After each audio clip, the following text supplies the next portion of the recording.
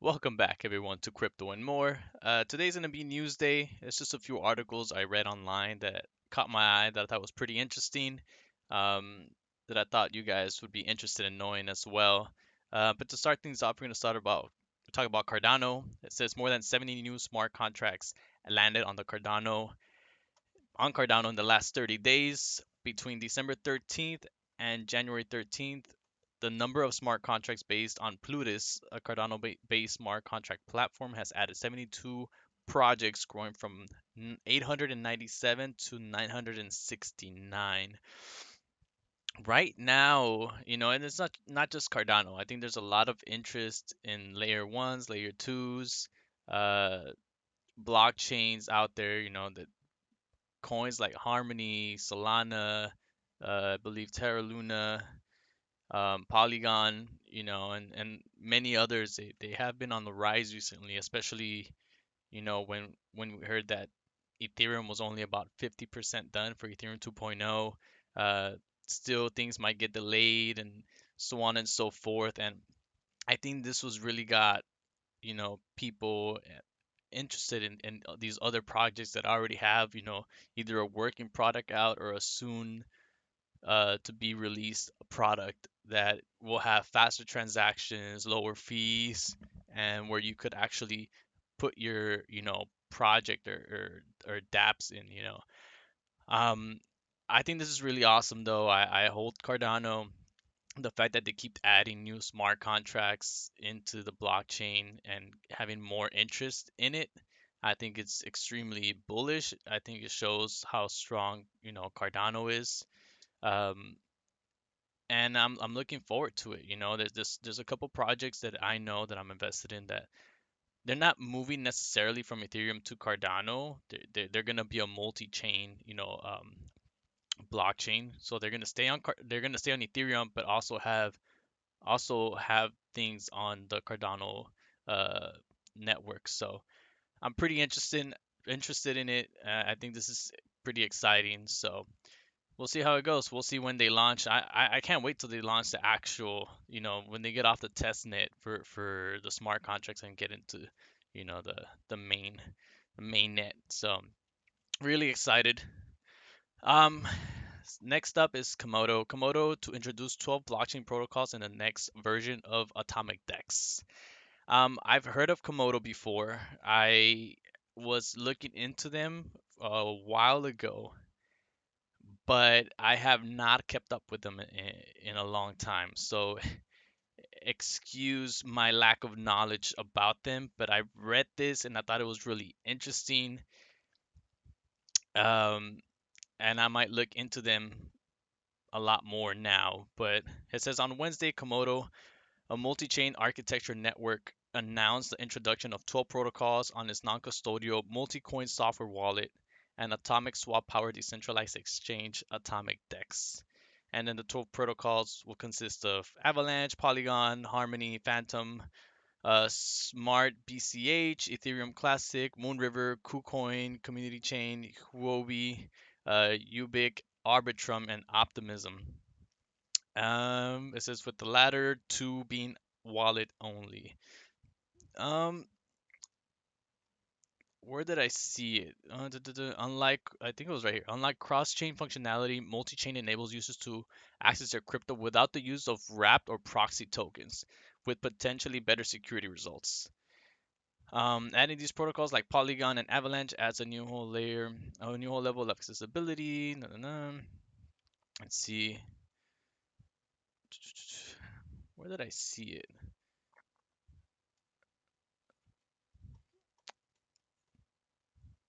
I think it's listen to make a quicker, smoother cross-chain and cross-protocol transactions while keeping custody of the keys. If I'm not mistaken, because I'm not 100%, like I said, I've heard of Komodo, but I'm not that knowledgeable on it. I haven't done my research on it. But from what I'm reading here is that you don't need a wrapped coin. You don't need anything. You could transfer things between chains. So if you have something on an Ethereum chain, you could transfer it onto like a Binance Smart Chain. Um, oh, here it is. That's where I read it.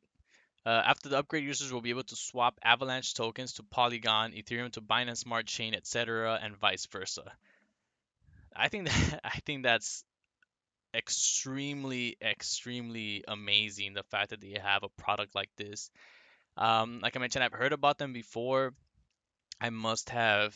There's so many projects out there. I might have put it on my list and then just forgot about it. In all honesty, but this has got me extremely interested in it. Um, man, if they're able to have this with no, with no one being able to take advantage of the protocols and s- take people's money in any way or whatever. I think this is extremely bullish. I have to look into Komodo. Um, and it says you could actually, as a non-custodial wallet, users can hold funds or withdraw to an external wallet at any time. Atomic Dex charges zero fees for market makers and 0.13% on the total value of the transaction for market takers. Uh, if you guys know about Komodo, let me know in the comments, like what you really like about it, what it does. I'm gonna do a little more research on it, so excuse my lack of knowledge about Komodo, but seeing and reading all this stuff, this is really really got me extremely interested in it. Um, but yeah, moving on to the next. U.S. banks from consortium to mint USDF stablecoins. Now, this got me a little. I was a little confused because I thought that we were gonna have a central bank digital currency, and that's the currency that all banks are gonna use. And the fact that a few banks got together. Let me go here.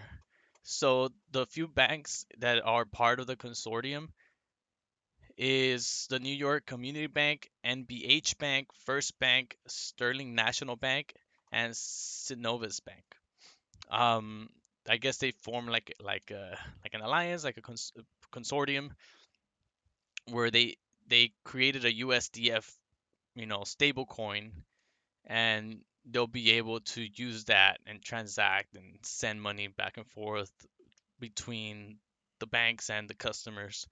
Um, which has got me interested, questioning like what if there's a bank that doesn't do this? Do they have to switch, because it says here, if you actually go, because it says additional information found here, if you click on it, it'll take you to this page. Um, where is that? So right here. So where it says number one, customer A deposits fiat at USDF member bank, which is one of the banks that I just mentioned, and then the bank delivers USDF to customers A's digital wallet. So they're gonna have a digital wallet on their phone, computer. After that, that customer transacts with customer B from another USDF member bank.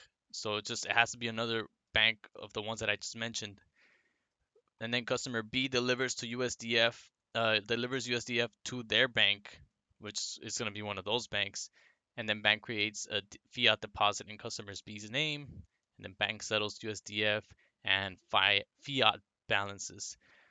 If that's where I'm a little confused. Like, what if it's not a bank that's a USDF member? How are they gonna be able to send that money, to a customer that doesn't have another friend, let's say, that does is not part of the USDF member bank? Like, do they have to swap? I'm assuming they do swap that USDF to a different stable coin. Are they gonna be able to swap between other stable coins? What if a central bank digital currency comes out? Like, are they gonna work together and be able to send that back and forth? Like, that's the only thing that I have a little questions about. Uh, they support bridge to Bitcoin, Ethereum, and other cryptocurrencies. Oh, okay. Digital lending. USDF provides cross-sell opportunities and support innovative new products. Okay. So I thought this was pretty interesting. I'm wondering how many different stable coins banks are gonna have. because I'm assuming not everyone's gonna join the USDF consortium, and maybe JP Morgan and you know Bank of America or whatever other banks they might have, their own different ones. Not I don't think all banks are gonna wanna, you know, work together, but we'll see what happens. I thought this was pretty interesting. Um, but yeah, so looking at coin market cap right now, most of the coins are red, and that's I kind of expected because yesterday there was a lot of coins that were doing extremely well. They were up like 10, 15%. Some were up 20%. Monero right now is doing extremely well, up 13%, 14% almost for the day. But most coins right now they're a little red, but it's nothing too crazy. I don't think. Mostly like like around 5% on average. Bitcoin's at 42,800, Ethereum at 3,200, BNB 478, Cardano 125. So some of them are on red, but not too crazy. But yeah, that'll be it for this video. Let me know what you guys think. Thank you guys for watching. I'll see you next time. Peace.